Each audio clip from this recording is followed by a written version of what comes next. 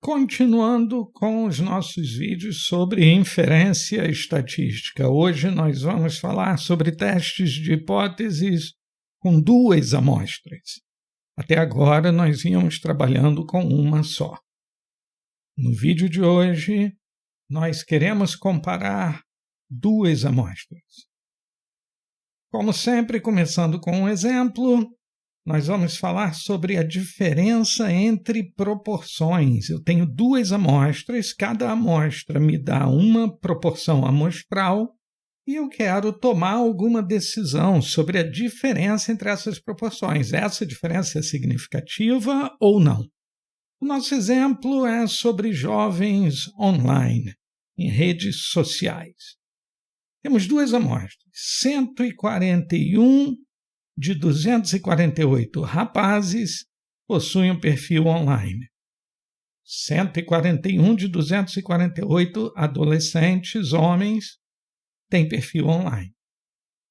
Entre as meninas, 139 de 256 adolescentes possuem um perfil online. Estas duas proporções são diferentes. A diferença entre essas duas proporções é significativa?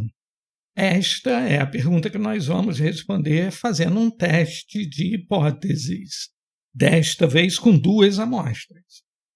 As condições são as mesmas dos testes com uma amostra. As amostras têm que ser independentes, mais ainda, os elementos de cada amostra têm que ser independentes um do outro. Os rapazes não têm nenhuma relação entre si que pudesse influenciar o fato de ter um perfil online ou não.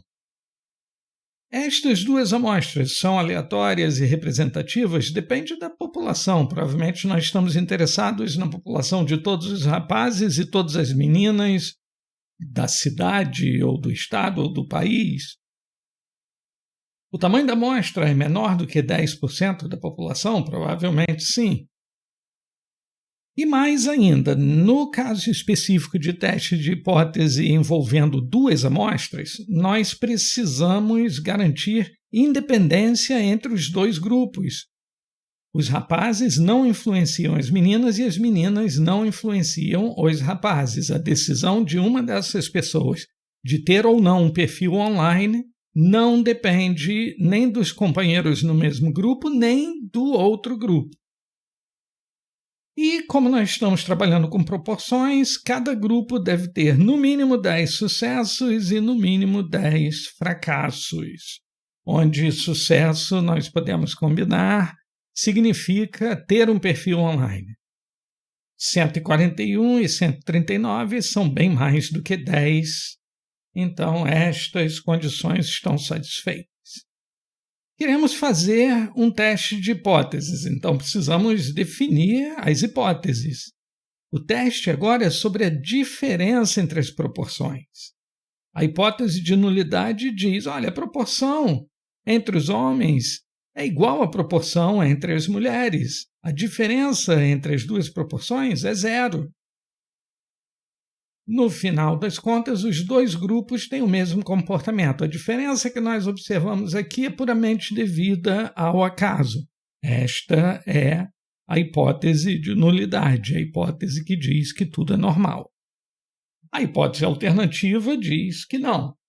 A diferença entre a proporção de homens e a proporção de mulheres que têm perfil online é diferente de zero. Não importa se maior que zero ou menor que zero. Não estou afirmando na hipótese alternativa nem que mais homens têm perfis online do que as mulheres, proporcionalmente, nem que mais mulheres têm perfis online do que os homens, proporcionalmente. Estou simplesmente dizendo que as proporções são diferentes. Esta é a hipótese alternativa. Bem, esta diferença pH menos PM é uma variável aleatória, resultado da subtração de duas variáveis aleatórias. E nós vimos num vídeo passado sobre variáveis aleatórias que A variância da diferença de duas variáveis aleatórias é a soma das variâncias. Você vai lembrar do vídeo na ocasião que falava sobre tirar uma porção de sucrilhos de uma caixa, blá, blá, blá, blá, blá. A soma das variâncias, então, está aqui. A variância da diferença é a variância da proporção dos homens mais a variância da proporção das mulheres. E nós vimos também no vídeo sobre distribuição binomial que a variância da proporção é dada por esta fórmula aqui, P vezes 1 menos P sobre N. Esta fórmula dá a variância tanto de pH quanto de PM. Então, a variância da diferença vai ser a soma das duas variâncias. Basta pegar essa fórmula aqui em cima, colocar pH no lugar de P, NH no lugar de N, PM no lugar de P, NM no lugar de N. Somo as duas variâncias. Vou ter, então, a variância da diferença. Eu estou interessado no desvio padrão. Basta tirar a raiz quadrada dessa soma que nós acabamos de fazer. Mas tem um problema, nós não sabemos quem é pH nem quem é PM. Estas são as proporções populacionais. Justamente porque nós não sabemos as proporções populacionais que nós precisamos tirar duas amostras e, a partir delas, fazer inferência. Como nós não sabemos os valores verdadeiros dessas proporções populacionais, nós usamos as proporções amostrais como estimadores. Então, colocamos P chapéu H e P chapéu M no lugar de pH e PM. Temos, então, o erro padrão da diferença. Se nós fôssemos construir um intervalo de confiança, este seria o erro padrão da distribuição amostral. Mas em um teste de hipóteses tem uma coisa a mais. Nós estamos supondo que a hipótese de nulidade é verdadeira. A nossa hipótese de nulidade, se você voltar aqui em cima, você vai ver, diz que as duas proporções são iguais. A diferença entre elas é zero. A hipótese de nulidade diz que pH é igual a PM. Então, nós podemos fazer o seguinte: calcular uma proporção agregada, que eu vou chamar de P barra, que pega o número de sucessos no total, juntando homens e mulheres, e divide pelo número de casos no total, juntando homens e mulheres. Esta vai ser a nossa estimativa da proporção agregada. E nós podemos usar a proporção agregada porque nós estamos supondo que H0 é verdadeira. Então, nós calculamos o erro padrão usando este valor de P barra em vez de usar P chapéu H e P chapéu M. A nossa fórmula fica, então, esta aqui. Este é o erro padrão da distribuição amostral da diferença das proporções. No nosso problema, os valores são os seguintes. A amostra de homens tinha 248 elementos, a de mulheres 256. A proporção de homens que tem perfil online é 57% e de mulheres 70%. A proporção de mulheres que tem perfil online é maior. Então, nós queremos decidir se esta diferença de 13% é significativa ou não. A hipótese de nulidade está declarada aqui, a hipótese alternativa também, e como isto é um teste de hipóteses, nós precisamos decidir qual é o nível de significância com que nós vamos trabalhar. Como sempre, como de costume, nós vamos usar alfa igual a 0,05. Vamos para os cálculos. Em R temos aqui número de homens, sucessos nos homens, proporção entre os homens, número de mulheres, sucessos entre as mulheres, proporção das mulheres. A diferença D0 é zero, é que a hipótese de nulidade diz que é a verdadeira. O D chapéu é a diferença que nós obtemos com as nossas amostras. E o D cauda esquerda nada mais é do que menos D chapéu, é a diferença com o sinal trocado. Por quê? Porque nós vamos fazer um teste bilateral. Por que um teste bilateral? Porque a nossa hipótese alternativa tem um sinal de diferente. A nossa hipótese alternativa não está dizendo nem que pH é maior que PM, nem que PM é maior que pH. Diz apenas que elas são diferentes. Então, precisamos fazer um teste bilateral. Na figura, isso vai ficar claro. P agregado nada mais é do que a nossa proporção agregada, juntando homens e mulheres, e aqui embaixo o cálculo do erro padrão, segundo a fórmula que nós vimos aqui em cima. Como erro padrão, nós temos 0,04 aproximadamente. Ok, agora tudo acontece da mesma maneira que nos outros testes de hipótese. Supondo que a hipótese de nulidade é verdadeira, a distribuição amostral da diferença entre as proporções é esta curva normal. Você lembra quando nós trabalhamos com proporções, nós usamos a distribuição normal. A distribuição amostral segue a normal. Com que média? Bem, a hipótese de nulidade está dizendo que a média é zero, e o desvio padrão desta distribuição amostral é o erro padrão, que aqui tem o nosso valor de 0,04. Nós observamos uma diferença de 13%, por isso que eu tenho aqui 0,13, que é o D-chapéu, a diferença obtida a partir das amostras, e o D cauda esquerda menos 0,13. De novo, você lembra que a ideia do teste de hipóteses é: se a hipótese de nulidade for verdadeira e a distribuição de diferenças amostrais for realmente essa, a probabilidade de obter uma amostra como a nossa, ou mais extrema, mais para a direita aqui, ou com menos 0,13 ou mais para a esquerda, de diferença entre as proporções, é essa área vermelha, que parece ser muito pequena. Então, se a hipótese de nulidade fosse verdadeira, a nossa amostra é algo muito raro. Nós precisamos calcular a probabilidade que corresponde a esta área vermelha, as duas áreas vermelhas somadas, que é o valor P. Então, usando a distribuição normal, com a média D0 e o desvio padrão igual ao erro padrão, eu somo a cauda esquerda vermelha e esta cauda direita aqui para obter o valor P, que de fato dá um valor muito baixo, 0,002, ou seja, 0,2%. Se a hipótese de nulidade fosse verdadeira, a nossa amostra seria muito rara. Aconteceria em menos de 1% dos casos.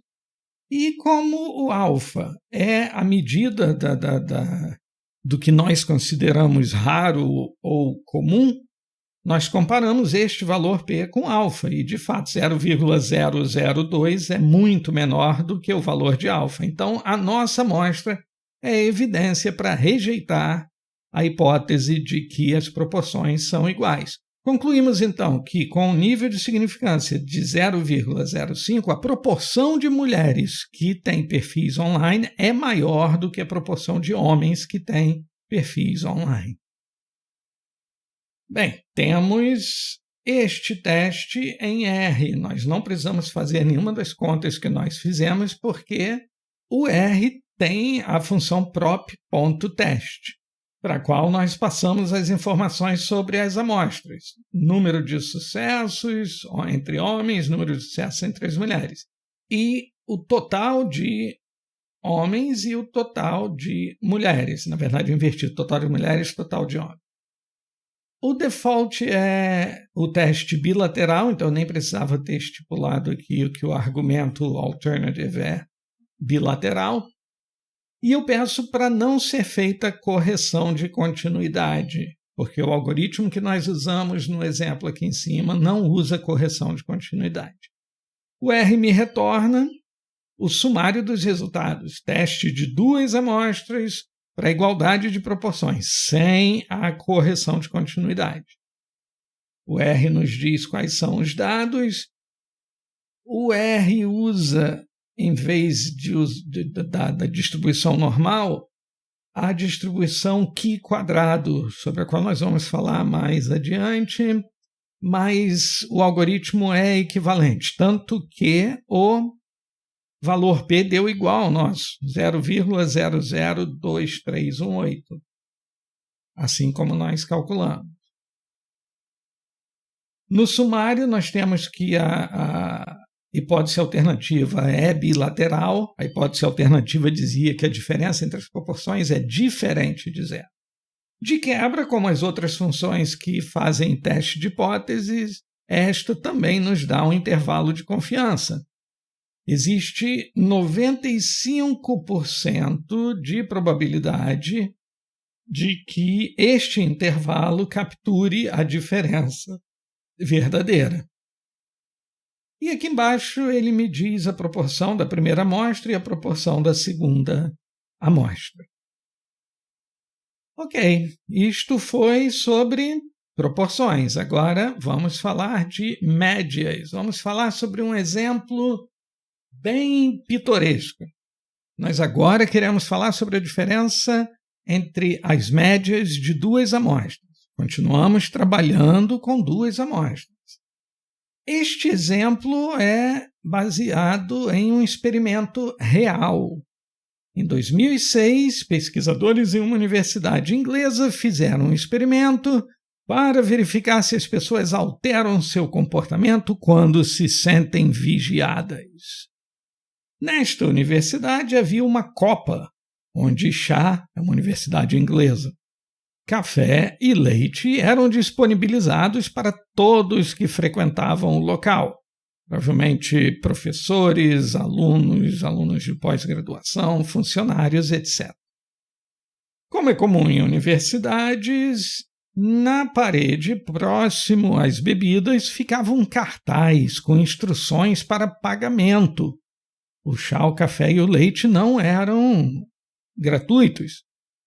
Havia a expectativa de que as pessoas contribuíssem. Então, havia um cartaz na parede com instruções para pagamento e os valores de cada bebida. E as pessoas simplesmente depositavam o dinheiro em uma caixa próxima às bebidas. Junto a esse cartaz, os pesquisadores afixaram outro com imagens. As imagens eram trocadas regularmente. Durante uma semana eram imagens de flores.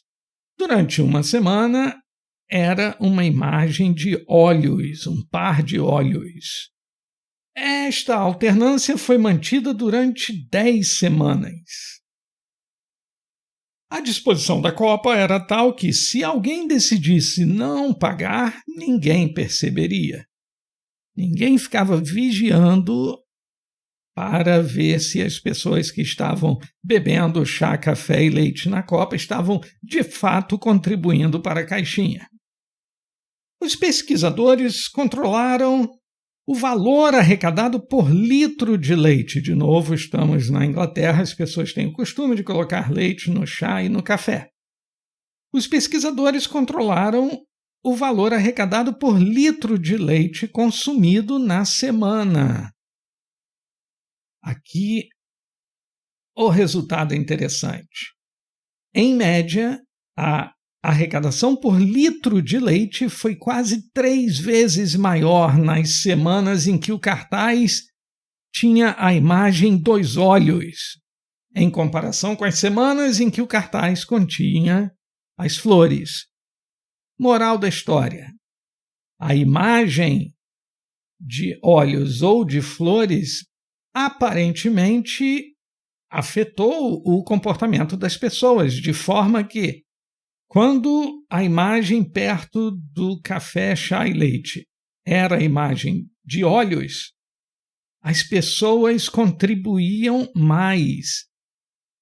Houve aqui neste gráfico, na semana 1, a contribuição por litro de leite consumido foi de 0,7 libras. Estamos na Inglaterra. Na semana seguinte, em que a imagem era de flores, as pessoas pagaram 0,2 libras por litro de leite consumido. Não importa a quantidade de leite consumida, mas menos gente pagou pelo leite consumido. As bolotas pretas, então, significam a arrecadação nas semanas em que os óleos estavam no cartaz. E as bolotas brancas, as arrecadações nas semanas das flores. E estas imagens são as imagens que de fato foram usadas no experimento. No HTML, que está no projeto no RStudio Cloud, linkado na descrição, existe a referência do artigo de onde foi tirada toda esta informação. Vamos lá, vamos fazer um teste de hipóteses. Nós queremos saber realmente se esta diferença é significativa ou se é unicamente devida ao acaso. As amostras. Nós temos 2 amostras. As 5 semanas com os cartazes dos olhos formam uma amostra, que em R eu estou definindo como amostra 1. Estes são os valores das arrecadações semanais por litro de leite. As 5 semanas com os cartazes das flores formam a outra amostra, que eu chamei aqui de amostra 2, e aqui estão as arrecadações por litro de leite em cada semana. Precisamos verificar as condições. Independência. Vamos supor que as contribuições de uma pessoa são independentes das contribuições das outras. É uma suposição razoável, embora não muito provável. Essas pessoas conversam, elas afetam umas às outras. Pode até ser que elas tenham conversado sobre as imagens novas que apareceram na parede. Vamos supor que não. As amostras são aleatórias e representativas? Vamos supor que sim. Embora a população sobre a qual nós vamos poder concluir coisas talvez se restrinja aos frequentadores e funcionários da universidade. Talvez fique difícil generalizar isso para todos os cidadãos do país ou todos os seres humanos na face da Terra. Tamanho das amostras. Elas são menos do que 10% da população. Depende de quem nós estamos considerando a população. Vamos supor que sim. As amostras são pequenas. Nós temos 5 semanas em cada grupo. 5 elementos em cada grupo. Então, precisamos ser cautelosos quanto às conclusões. Os grupos são independentes? Essa é a outra condição que precisamos verificar. É um pouco mais difícil de supor que os grupos são independentes, porque as pessoas são as mesmas. Faz sentido perguntar se o comportamento das pessoas nas semanas dos olhos é independente do comportamento das mesmas pessoas nas semanas das flores? Vamos supor que sim, mas é uma suposição arriscada. Os dados são aproximadamente normais? Nós precisamos verificar se estes dados vêm de populações com distribuições normais. Mas nós não temos as populações, temos amostras, e as amostras são muito pequenas, chega a ser difícil avaliar. Nós normalmente avaliamos isso fazendo histogramas. Para a Semana dos Olhos, nós temos este histograma, com 4 faixas. Uma arrecadação nesta faixa, 2 nesta. Com 5 elementos na amostra, fica difícil visualizar uma curva normal. Para a Semana das Flores, a situação é pior ainda. Nós temos 3 arrecadações baixas, uma média e uma um pouco maior. O que nos dá um pouco de esperança é o fato de que, agregando as 2 amostras, nós obtemos alguma coisa mais parecida com a curva normal. Aqui agora nós estamos falando de 10 valores, as 2 amostras agregadas. Então vamos seguir adiante supondo que a população das arrecadações é uma população normal. Hipóteses. O teste agora é sobre a diferença entre as médias. No primeiro exemplo era a diferença entre proporções, agora é a diferença entre as médias. A hipótese de nulidade, como sempre, diz: não há diferença nenhuma, tudo está normal, não há nada de excepcional acontecendo, nada para ver, voltem para casa. A diferença entre as médias é 0. E a hipótese alternativa diz que não, a diferença entre as médias é diferente de 0. Bem, precisamos construir a distribuição amostral das diferenças entre as médias. Mas existe uma consideração que nós precisamos fazer. Os grupos têm variâncias iguais ou diferentes? Nós vemos por esse box plot aqui que a amostra 1, que é a amostra que contém as arrecadações das semanas dos óleos, tem uma variação muito maior. O valor mais baixo é aqui, o valor mais alto é lá. Essa caixa que contém os elementos entre o primeiro e o terceiro quartil é uma caixa bem mais gorda do que o box plot da amostra 2, que é na semana das flores. Você vê que a diferença entre o valor mais alto e o valor mais baixo é pequena. A caixa também é menos larga do que a caixa da amostra 1. A ideia é: existe muito mais variabilidade na amostra que corresponde às semanas dos óleos do que na amostra que corresponde às semanas das flores. De fato, se nós calcularmos os desvios padrão das duas amostras, para a amostra 1, desvio padrão é 0,18 e na amostra 2, desvio padrão é 0,07 aproximadamente, quase 1/3 do desvio padrão da outra amostra. As variâncias das duas amostras parecem ser diferentes. Então, vamos trabalhar com essas variâncias diferentes. Tudo que nós estamos fazendo aqui, então, considera que as variâncias são diferentes.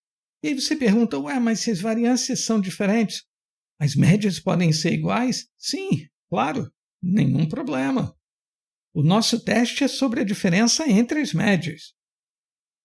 Sobre as variâncias, nós não estamos testando nada, mas é importante para o cálculo do erro padrão verificar se as variâncias são diferentes ou não. Detectamos que as variâncias são diferentes. Então está aqui a variância da semana dos óleos. Desvio padrão amostral é ao quadrado, ou seja, variância amostral sobre o tamanho da amostra 1. Para a amostra 2, semanas das flores, variância amostral sobre o tamanho da amostra das flores. Vamos estimar a variância populacional, então, como sendo a soma das duas variâncias, como nós fizemos no caso das proporções. O erro padrão vai ser a raiz quadrada desta variância. Os valores estão aqui. As duas amostras têm 5 elementos, as médias são essas, os desvios padrão amostrais são esses, a hipótese de nulidade, a hipótese alternativa, e o alfa é o nosso nível de significância em 0,05. Vamos calcular tudo. D0, de novo, é a diferença apregoada pela hipótese de nulidade, que é 0. Dx é a diferença entre as médias amostrais. De novo, como vai ser um teste bilateral, eu também calculo o valor menos dx. O erro padrão, calculado de acordo com esta fórmula, dá 0,086. Logo, a distribuição amostral da diferença entre as médias, supondo a hipótese de nulidade, vai poder ser construída aqui abaixo, com um senão. Nós não sabemos o desvio padrão populacional, o sigma. Quando nós não sabemos o desvio padrão populacional, nós não usamos a distribuição normal, mas sim a distribuição T. A média da distribuição T é zero. Aliás, nós conhecemos a distribuição T num outro vídeo sobre teste de hipóteses. A média da distribuição T é zero. Então, nós precisamos padronizar os valores. Vamos padronizar a nossa diferença entre as médias. A nossa diferença, que era de 0,266 libras, vai ter que ser padronizada. Como que a gente padroniza? A gente subtrai a média que H0 nos diz é a média verdadeira, que é D0, e dividimos pelo erro padrão. Chegamos a um valor de 3,08. Isto quer dizer que a nossa diferença entre as médias, de 0,266 libras, corresponde a 3,08 erros padrão acima de zero, acima do D0, que é zero.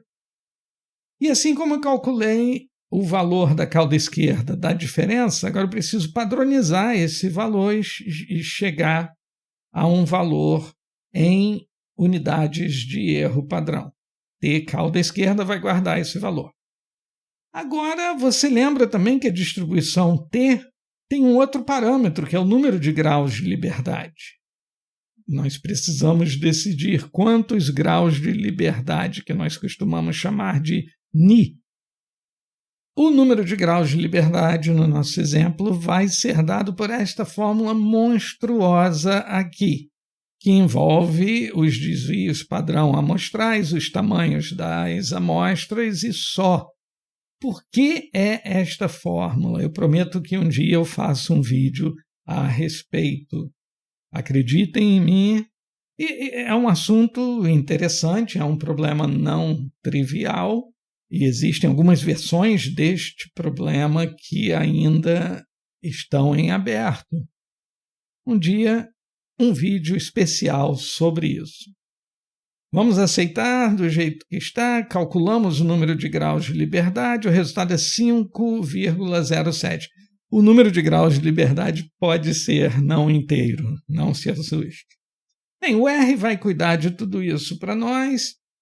Desenhamos a distribuição amostral da diferença entre as médias. Esta distribuição não é normal, é uma distribuição T com 5,07 graus de liberdade. A distribuição T sempre é centrada no zero e nós normalizamos, nós padronizamos a nossa medida, a nossa diferença entre as médias. Então, o desvio padrão da distribuição T, que é 1, está na mesma unidade que a nossa diferença padronizada. Está lá o 3,08. Volta aqui em cima e lembra que a diferença entre as médias era 0,266. Padronizar este valor significa subtrair a média de zero e dividir pelo erro padrão. O resultado foi o 3,08. A mesma ideia dos outros testes de hipótese. Qual é a probabilidade de obter uma amostra como a que nós obtivemos, um par de amostras como as que nós obtivemos, com diferença de 3,08 erros padrão ou maior, seja para mais ou para menos, se a hipótese de nulidade for verdadeira? Parece ser uma probabilidade pequena. Vamos calcular o valor P. Calculando o valor P, somando estas duas áreas vermelhas, usando a função PT do R, nós chegamos a 0,027 aproximadamente. É um valor P abaixo do que o nosso alfa. Logo, esta diferença é significativa. A nossa amostra é evidência para rejeitar a hipótese de nulidade neste valor de alfa. Ou seja, o comportamento das pessoas realmente mudou significativamente nas semanas em que o cartaz tinha a imagem dos olhos. Em R, nós fazemos este teste usando a nossa função já conhecida t.test. Passamos as duas amostras.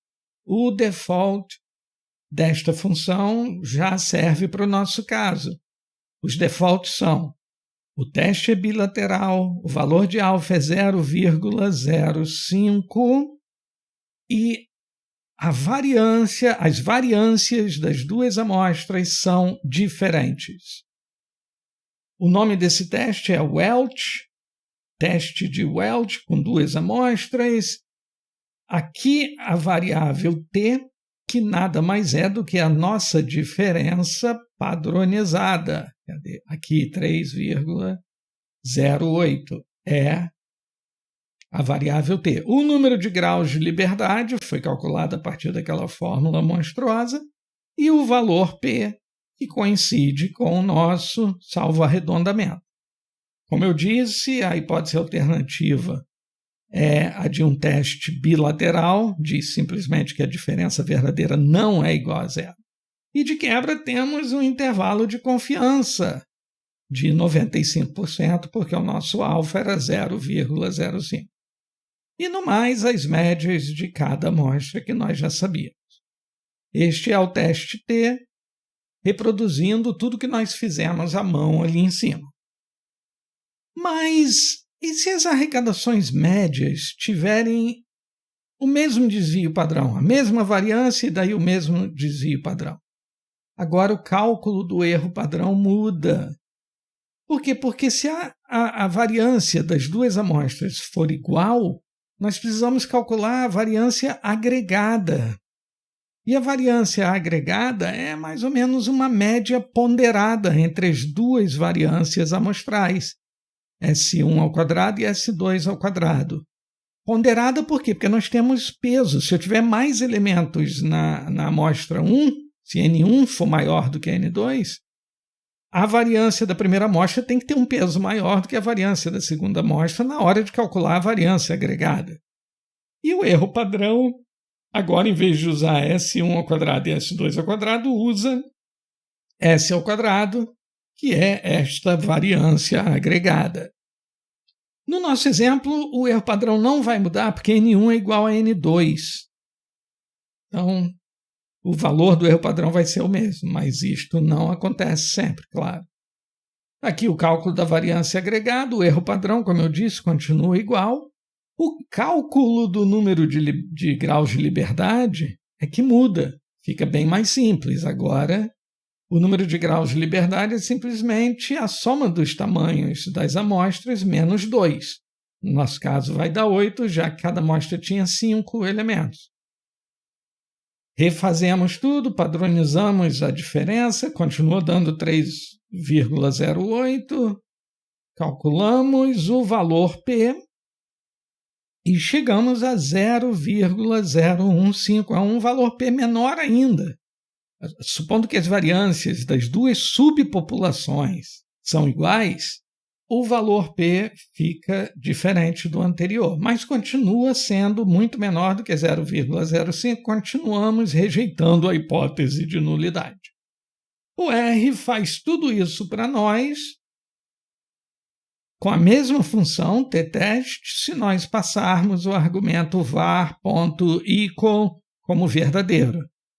Aí agora, no sumário, já não vem a indicação de que é um teste de Welch. Não, é simplesmente um t-teste de duas amostras. Os cálculos coincidem com os que nós fizemos, o valor P muda, o intervalo de confiança muda, porque nós agora estamos trabalhando com a mesma variância para as duas subpopulações.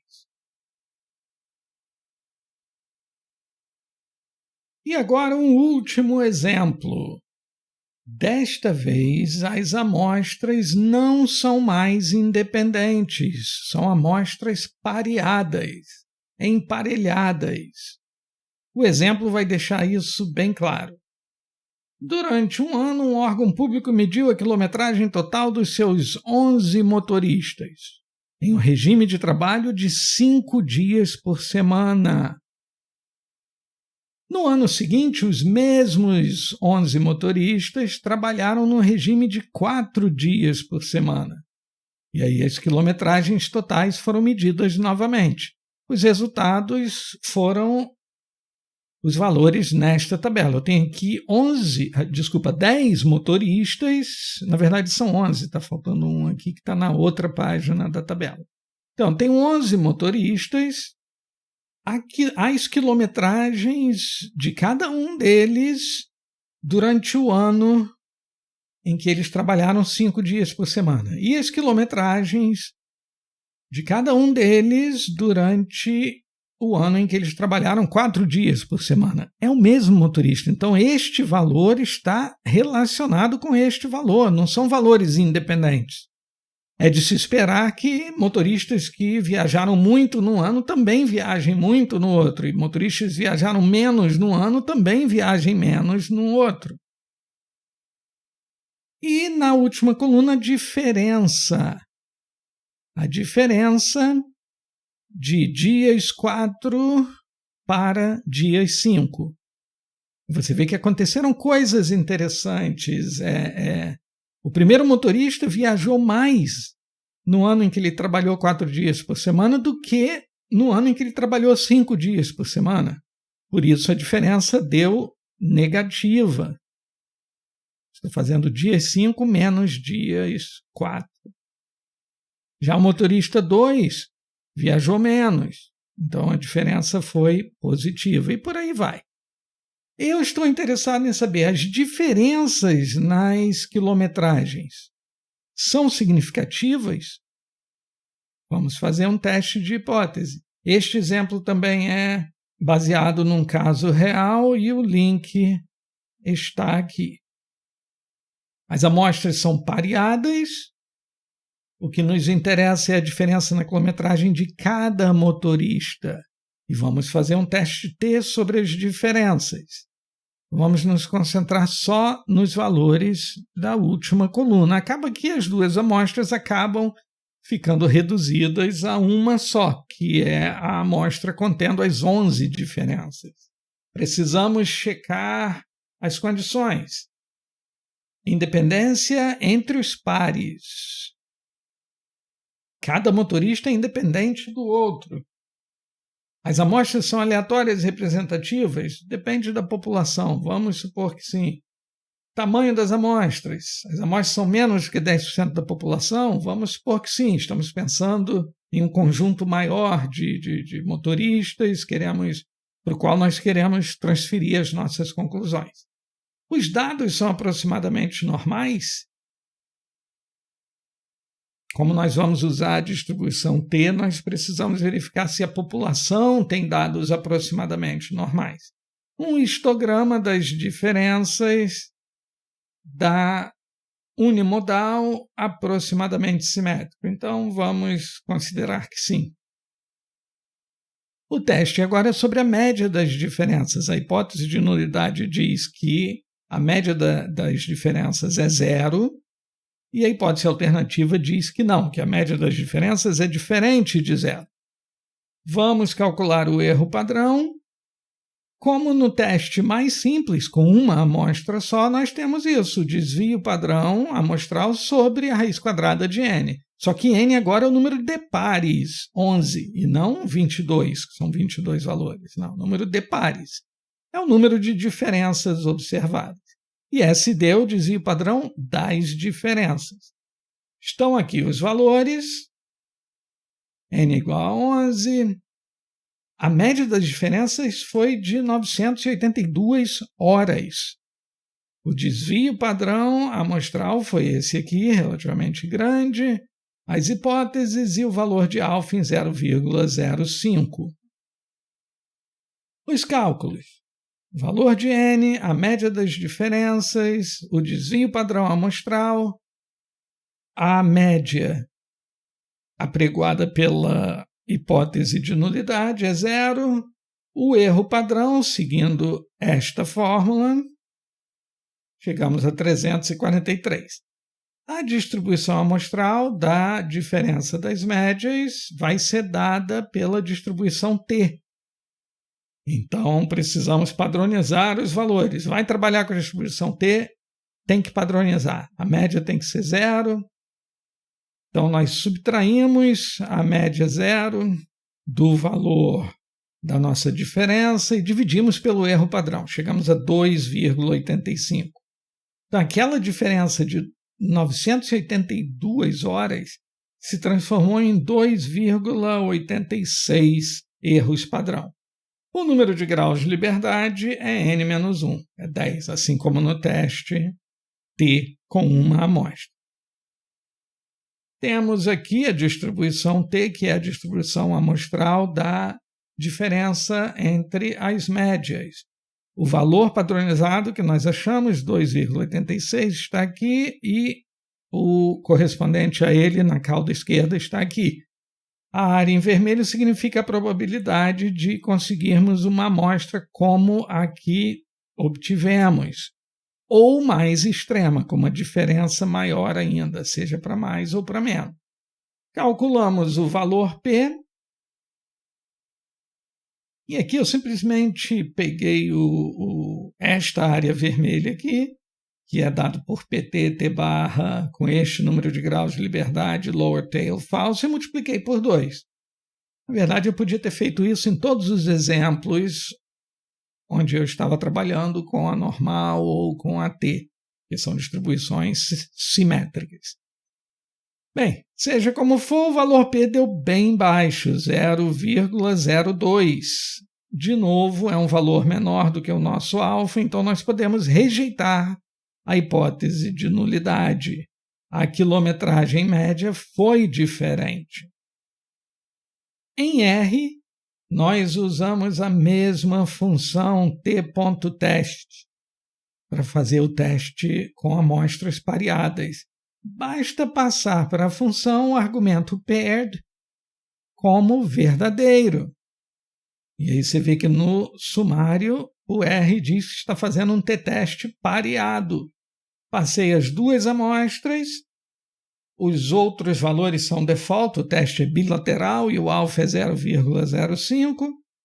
O R calcula tudo, a nossa estatística T padronizada, que foi lá em cima, os graus de liberdade, chega à conclusão de que o valor P é este, igual ao nosso, ainda de quebra nos dá um intervalo de confiança e diz qual foi a média das diferenças. Aí está. Hoje nós vimos testes para diferença entre proporções, diferença entre médias, com amostras independentes, e aqui, como era uma diferença entre médias e nós não sabíamos o desvio padrão populacional, nós tivemos que usar a distribuição T. Com proporções, usamos a normal, com médias, sem saber o sigma populacional, nós usamos T. E aqui, neste caso, nós tínhamos dois subcasos.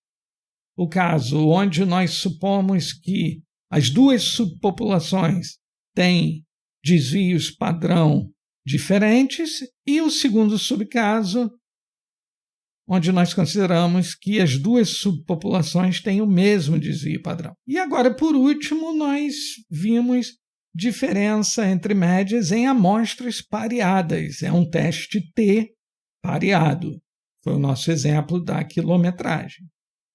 Para finalizar, eu quero falar de outros testes em R. Diversas outras funções em R apresentam resultados de testes de hipóteses em termos de intervalos de confiança ou valores P. Nós só vimos testes sobre proporções e médias e diferenças entre médias. Existem testes para variâncias e várias outras coisas. Eu reservei aqui 3 exemplos. Existe um teste de normalidade chamado teste de normalidade de Shapiro-Wilk. É um teste de hipóteses e você já sabe como funcionam testes de hipóteses, então você sabe que tem que ter uma hipótese de nulidade. Neste teste, a hipótese de nulidade diz, olha, os dados que você está me dando vêm de uma distribuição normal. Esta é a hipótese de nulidade. Se esta é a hipótese de nulidade, a hipótese alternativa é a negação disso. A amostra não vem de uma distribuição normal. Então, se o valor P retornado por esse teste for alto, ele vai servir como evidência de que os dados são normais. Lembra que valor P alto não deixa você rejeitar a amostra de nulidade. Não serve como evidência para rejeitar a amostra de nulidade. Eu fiz 2 exemplos aqui. Populei o vetor x com 100 elementos gerados, sorteados a partir de uma distribuição normal com média 5 e desvio padrão 3. E apliquei o teste de Shapiro-Wilk a este vetor. O resultado foi esse. Concentra aqui no valor P. O valor P foi 0,73, um valor P muito alto. Diz o seguinte, olha, esta amostra é uma amostra comum, muito comum, se a hipótese de nulidade for verdadeira. Se a população for normal, esta amostra é muito comum. Ou seja, esta amostra serve como evidência para a normalidade da população. Este W aqui é o valor da estatística, corresponde àquele nosso T, mas a distribuição é outra. O segundo exemplo faz a mesma coisa, só que dessa vez com um vetor de valores gerados a partir de uma distribuição uniforme, que não é normal. 100 valores que vêm de uma distribuição uniforme, que tem como mínimo 0 e máximo 1, ou seja, são valores uniformemente distribuídos entre 0 e 1. Quando eu passo este vetor para o teste de Shapiro-Wilk, o valor P é muito baixo, menos do que 1%.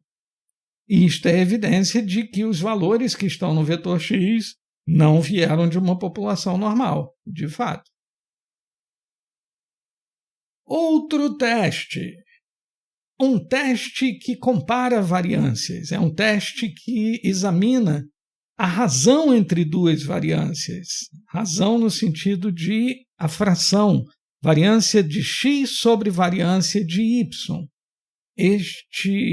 Esta fração vai dar um valor R.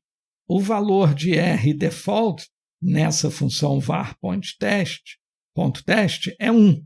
Ou seja, eu estou basicamente testando se as 2 variâncias são iguais. Se elas forem iguais, a razão entre elas vai ser 1.